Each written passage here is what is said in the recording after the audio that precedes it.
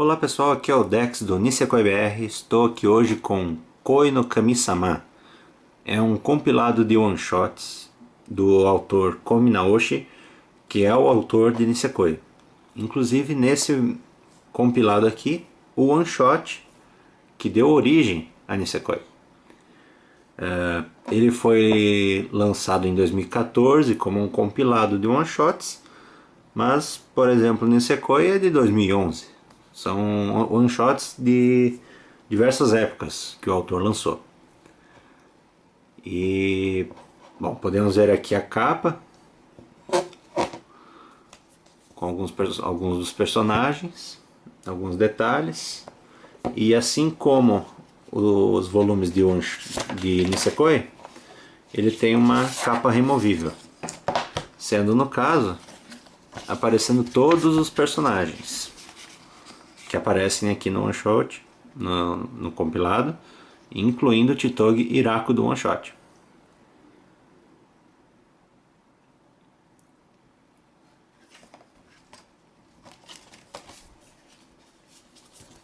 Aqui a capa interna, parecendo até um livro antigo de design, com os personagens que dão nome ao volume do one shot Koi no Kami-sama.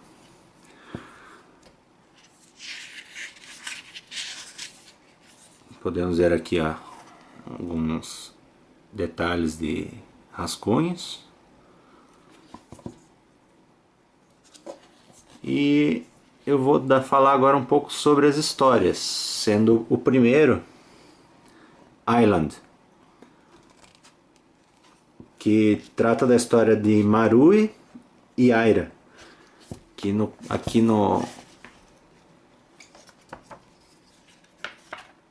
aqui na capa são esses dois aqui, a menina e esse aqui, Marui e Aira.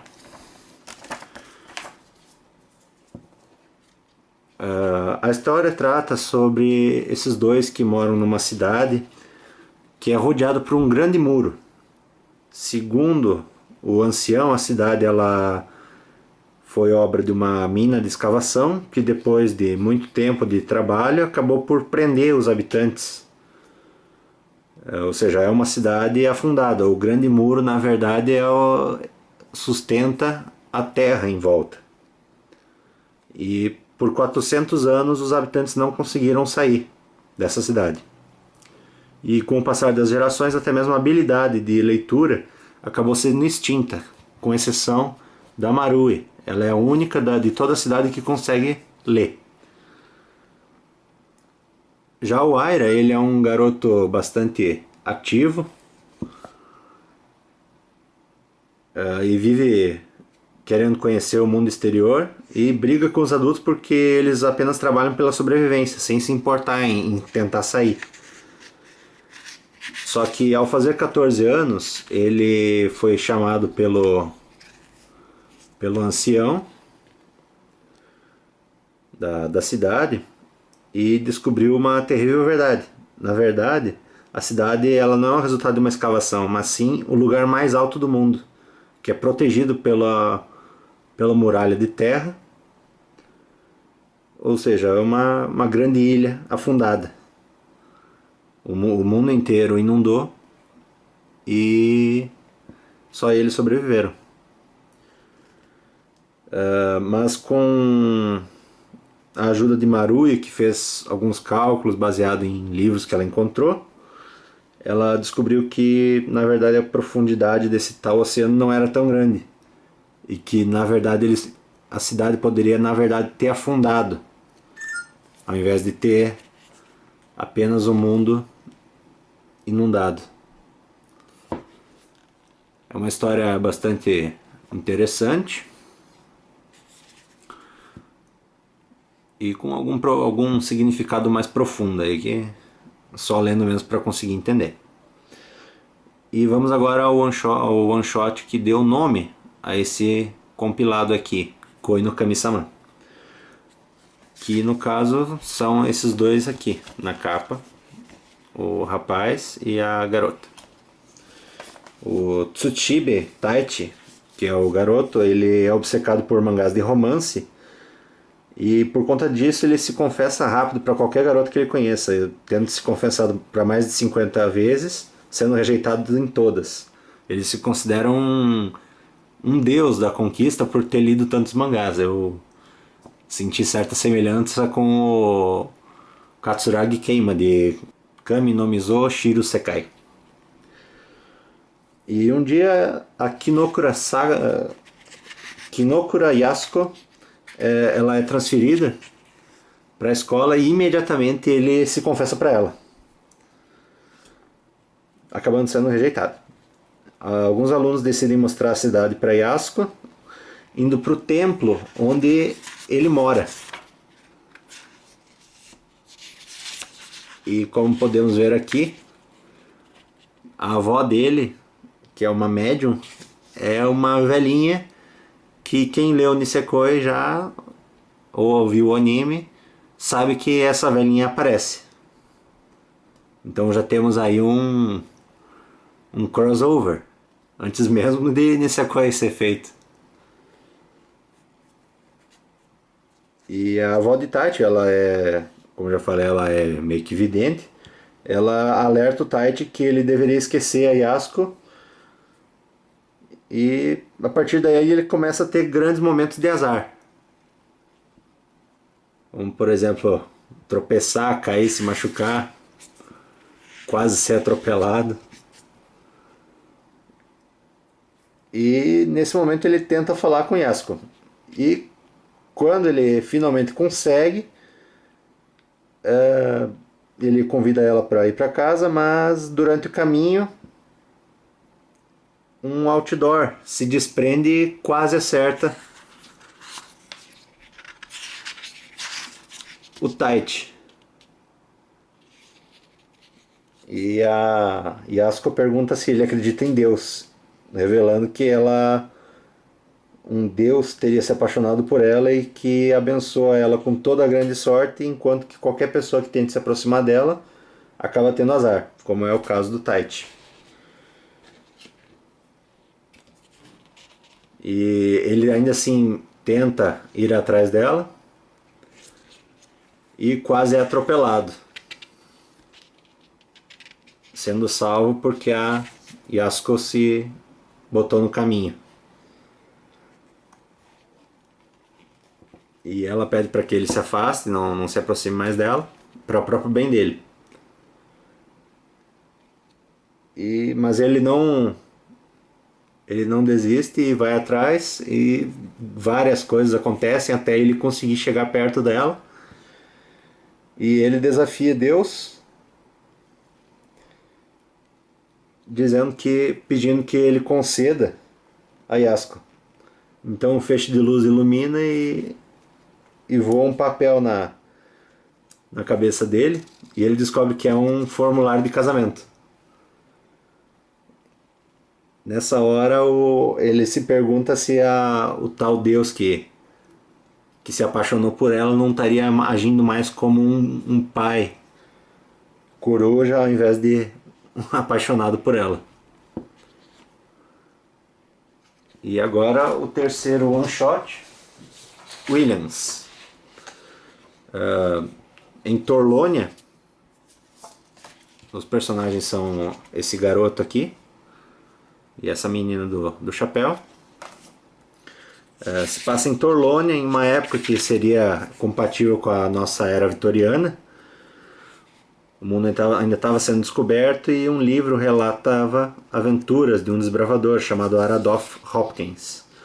11 anos depois do lançamento desse livro, um garoto rico chamado William, ele é entusiasmado pelo livro e decide buscar as aventuras que esse mesmo livro traz, tentando encontrar inclusive o caminho que Aradoff fez. E um dia ele foge da Connie, que é a tutora dele,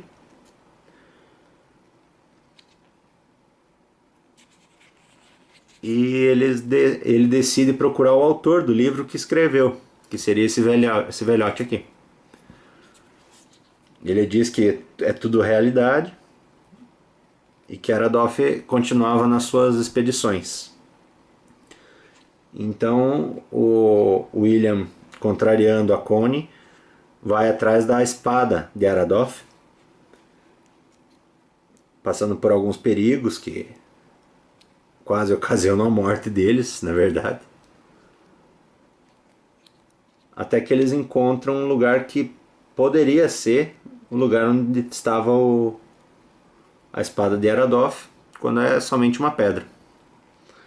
William, então, meio que desiludido, volta para a cidade. Mas ao chegar à casa do velho, encontra uma espada. E o próprio velho diz que retirou de algum lugar porque achou bonita. E logo em seguida aparece um ser descrito nos livros de Aradoth, que seria um pássaro gigante. Isso aí estaria demonstrando que existiria mesmo o lendário Aradoth. E ao final, alguns anos depois, é escrito outro livro, chamado Williams, que seria talvez as aventuras desse garoto.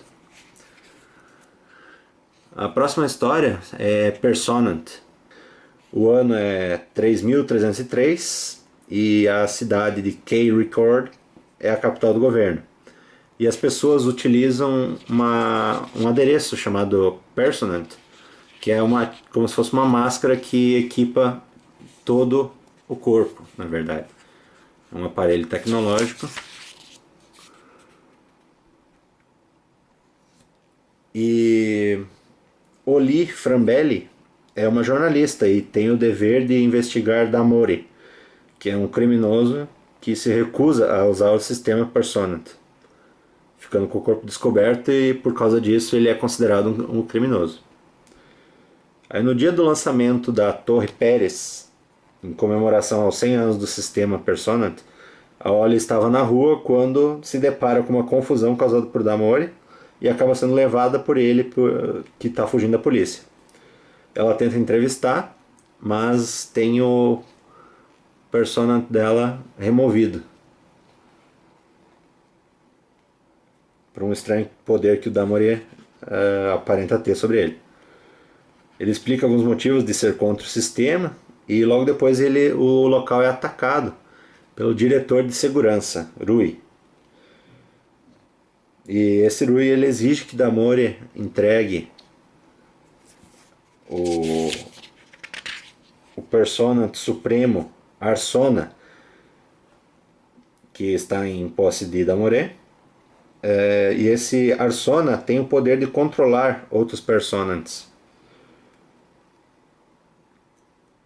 E esse Arsona foi desenvolvido pelo avô de Damori, que foi o desenvolvedor dos Personants originais.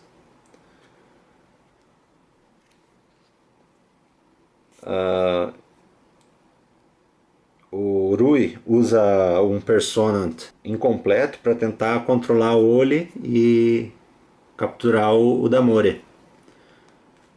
Mas ele acaba sendo derrotado pelo Damori e o Damori utiliza a própria Torre Pérez para utilizar o Arsona original, o Arsona Supremo, para desativar todos os Personants de todo mundo, causando um grande caos, porque revela o rosto de todo mundo.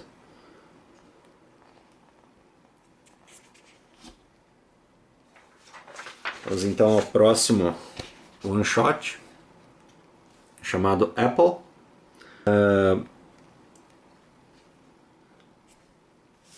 Assim, aqui na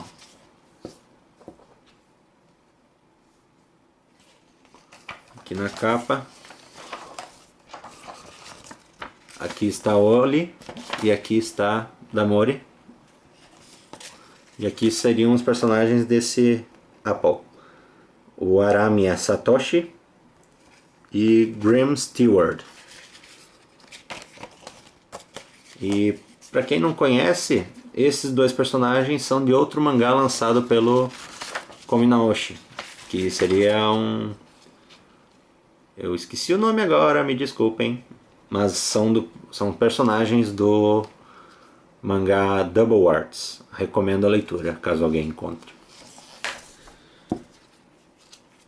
O Arami Satoshi, ele aparenta ser um garoto normal, que vive sozinho nos arredores de Tóquio, só que ele é um organismo denominado de Apple, que surge quando o planeta está enfrentando uma grande crise, uma crise de proporção catastrófica. Ele consegue se transformar em qualquer ser vivo e utilizar poderes telecinéticos e psíquicos. E ele se tornou alvo das nações que querem dominar o mundo usando os poderes dele.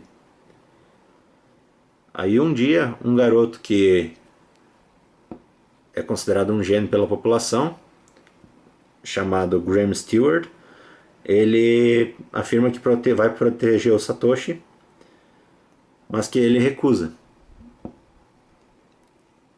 Então o Graham decide viver com ele, morar com ele. Com o tempo, cada um ensina coisas da vida para o outro, incluindo talvez o poder da amizade, entre aspas. E em mais um ataque que é utilizado para atacar o Satoshi, devido aos dados obtidos nos confrontos anteriores, ele acaba sendo capturado e o Grimm é ferido, mortalmente, diga-se de passagem. Então o Satoshi ele consegue se libertar, acaba curando o Grimm e parte para a estratosfera, porque ele sente que há um meteoro se aproximando a velocidade acima da luz à Terra, e que isso causaria destruição. Então, utilizando os poderes de Apple, ele acaba protegendo a Terra. Mas ao fazer isso, ele acaba perdendo todos os poderes e acaba sendo protegido pelo Grimm ao final. E temos agora ao final o one shot de Nisekoi. Para quem leu aí já na internet, já sabe a história, mas vamos lá.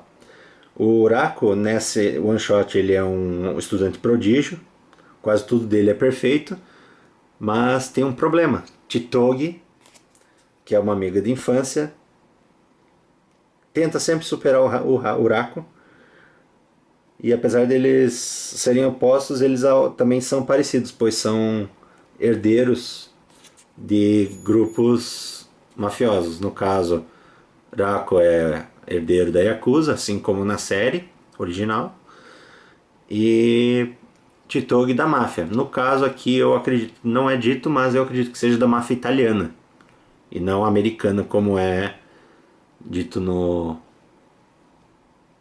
na série.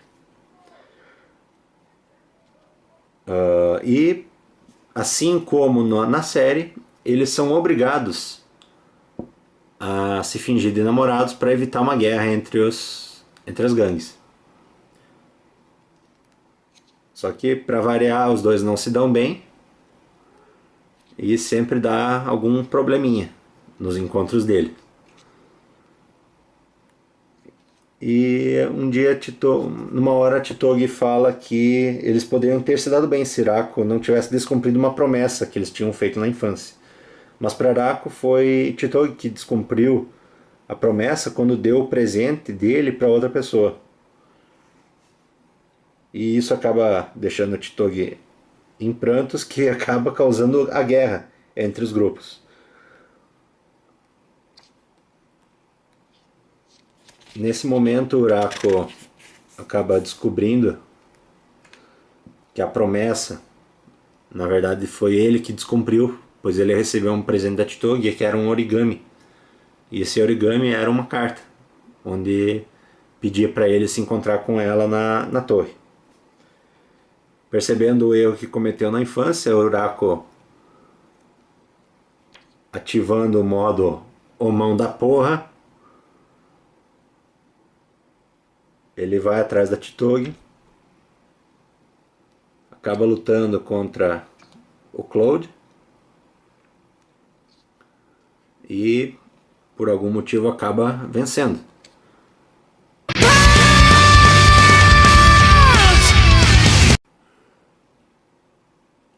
E nessa hora o Urako pega a Chitogi e dá uma amostra para os grupos que o namoro é real e que eles deveriam parar com a guerra.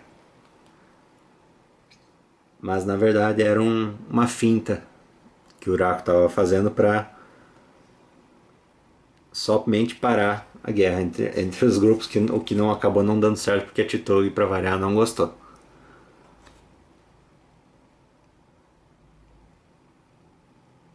Agradeço se vocês viram até aqui.